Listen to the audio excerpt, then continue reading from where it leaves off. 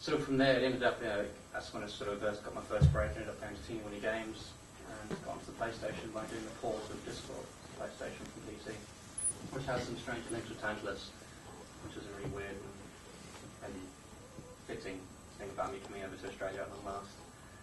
And through there, that's when I moved out of development into publishing. I spent a long time working at Hasbro and other larger publishers, and decided I eventually want to come back into development. So I've sort of been able to work on both sides, which has been really useful career path. Cool. Cool.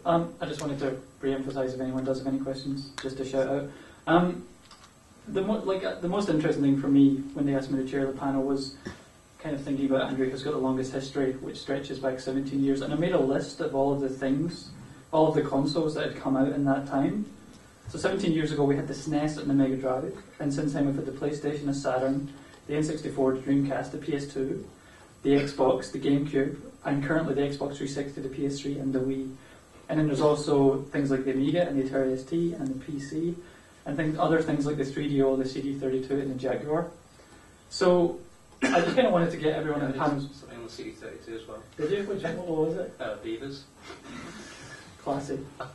Yeah. So I just wanted to kind of ask the panel what they felt the industry was like back then when they were looking at getting in, and kind of what their personal transition or their personal experience of the transition from outsider to insider. And I guess, who wants to start? Okay, I'll go.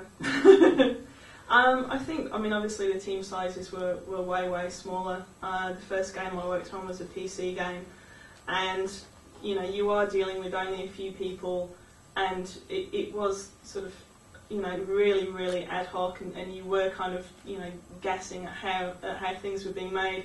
I think everybody that I worked with on the first company I worked for, this was their first actual foray into the games industry. They may have done 3D graphics before. They might have found 3D Studio Release 1, I think it was back then, and sort of played around and done a bit of 3D through that, or done stuff on the Amiga.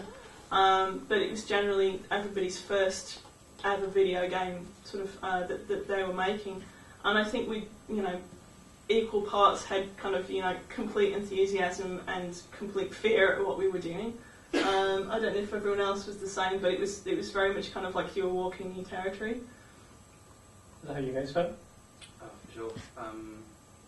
There was, as I said before, in terms of when I started, you'd expect to make a game in 3 to 6 months, and you'd expect to do it with 3, 4 people. You may have heard of John Rittman and Bernie Drummond, who did Batman and Head Over Heels on the Spectrum. Between the two of them, they made 2 incredibly successful projects in well under 12 months. And you just sort of, I don't know if you necessarily thought you were going to make any money. You sort of hoped you made enough money to keep you alive and pay the bills. It wasn't a sort of a profit system, really. It was just something you enjoyed doing. And it stopped you having to go to university or go to school or do anything else or get a job. It was like a very large and wide-ranging sort of science experiment in many ways. So, and as I said, I think it's definitely less dubious now than publishing than it was. It was just nothing. Every single person you met said, "Oh yeah, don't go to them. They're cowboys. They stole all our money." And it was just you got the point. Well, who the hell do you go to with your game? Because everyone's going to steal our money. Where do you go? But I don't know. I personally didn't find it very hard, but I did find that I sort of made a conscious decision to not attempt to get into a company, and that it was the quick way into the industry was to make my own company and then prove I could do it, and I had some experience. So I didn't find the transition from sort of outsider to insider that complicated.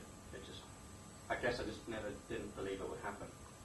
So did you started your own company in order to be in the industry? So you just kind of created the industry for yourself?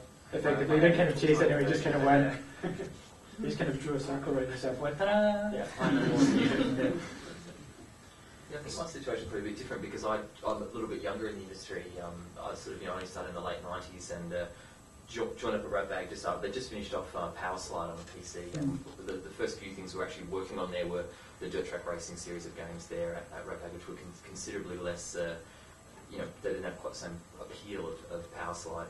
And but it was very much kind of like a hardcore PC. Like that, there were these handful of guys working there, just incredibly gifted, really sort of just all about technology and all about. And for me, coming to this, I said on my first day, I'd never even used a computer on a network. I didn't know how email worked. Do you know what I mean? I was so the transition from outside to inside for me was as this sort of dopey art student with delusions of grandeur to sort of be sat amongst this enormously intimidating group of people, and really just had to keep my eyes and my ears open, my wits about me. So the transition for me was, I think, fairly jarring. And I think really for a long while, I was expecting for someone to come over and say, look, you're not supposed to be here. Like I was starting to understand how you got into the building. And I was fortunate that people were, and really the management of that company at that time was looking to make a transition from being this PC-based developer into looking at, at that time the PlayStation 1 was doing gangbusters, and Greg had sort of identified this upcoming new console from Sony as their opportunity to kind of move that company to the next level. And I think part of the reason why he wanted me involved in that process is because I, wasn't a very techie person, strangely enough. Like I think I was, my personal interest was much more in playing all the console games. I had, a reasonable knowledge of that as a fan, as a player. I think there was something in that mindset of, trying to take this company that was going in a direction of being very, very technical, and the games weren't necessarily that accessible to the market that he was hoping to expand the company to reach. Someone that would sort of look at it from maybe even a slightly outsider's point of view, making things a bit more accessible, a bit more friendly to approach. Does anyone have any questions? Should we just? Is that a question? Yes. Yeah. In terms of profitability and the indie gaming scene, how do you compare the past to the present? Question. So for anyone who couldn't hear that, it was just how comparable is the past and present of the indie game scene in terms of profitability? That's right? Yeah. Does anyone want to feel that one? So, obviously, there's not a whole hell of a lot of information. The information that I've seen, the numbers I've seen of some successful titles, indie titles, would indicate that, I'd say you could probably make more money now than you could then, but I think that's a function of the size of the market and the internet. Before, if you'd made a little Spectrum game and you went to Joe Blogg's publisher, and, you could make 1,000 tapes and get it into 2 shops in London, that was it. That's your entire market limited to that, the fundamental how you can get it to anybody, which just isn't an issue anymore. At the same time, you've got the problem that back then we were voracious. If a game came out, everyone had to have it because it was the only game. And now there's obviously thousands and thousands of games coming out all the time. But I'd say I think it's potentially possible to make much more profit than we did before. That's just my opinion. Take an example like the Oliver twins. They were just doing budget cassette, Amstrad games and Spectrum games, and I know they got like £50,000 for like Super Robin Hood and things like that, and they were just like little budget cassette games. And you even talk about something like a lot of the indie projects now don't even make remotely that sort of money. Even back then, that was a lot more money than it is today. So I don't know. I think there's been a lot of people back then that really did make a lot of money because the indie was the mainstream. It was bedroom coders were the mainstream industry. As I say, that's the side where it's the case of when one game came out, everyone wanted it. Whereas now it does have to stand out somehow, and that's a difficult question to ask. How do you make? How do you do it? How do you release that project that everyone wants to play? That's what we're here for, isn't it? If you're looking at the Oliver twins, you're talking about the kind of the top percentile of that time. And so to say that there are a lot now that aren't doing nearly as well, there were a lot then that weren't doing nearly as well either. I think really it's kind of expanded in both directions. There's probably a lot more projects around that flounder, but then I think for those at the very top percentile, there's actually a great deal more opportunity, much bigger audience to reach now. And to be fair, I think as far as I'm aware, there is still bad blood with the Oliver twins and developers about money not being paid. Yeah. Cool.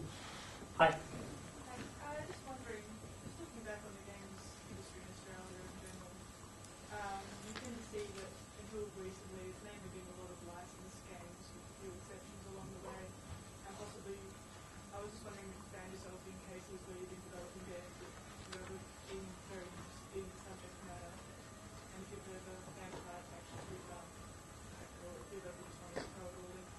I think once you're actually in the process of developing something, if you've got some sort of pride in your work, then you do sort of take a bit of ownership into it and you do buy into it. And I think you know, even with licenses, even if there's, for example, Men in Black. No.